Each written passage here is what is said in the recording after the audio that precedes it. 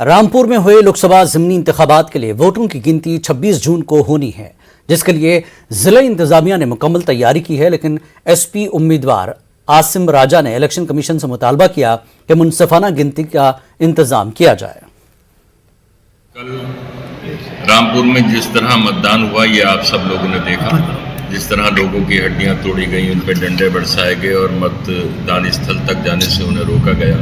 गली गली मोड़ मोड़ पर पुलिस खड़ी हो गई और लोगों को जाने नहीं दिया और मतदान को प्रभावित किया गया। ये बड़ा दुखद हुआ और ये इतिहास में एक अजीब व गरीब घटना है कि जब लोगों को अपने मताधिकार इस्तेमाल करने से रोका गया। अब मतगणना होना है। हमारी चुनाव आयोग से ये डिमांड है कि अगर निष्पक्ष मतगणना के इंतजाम में कोई देरी हो सकती है तो वो मतगणना के कार्य को आगे बढ़ा दें और कल के मतदान की पूरी घटना की भी निष्पक्ष जांच कराएं। लिहाजा 26 जून की मतगणना में कोई बाहरी हस्तक्षेप नहीं होना चाहिए।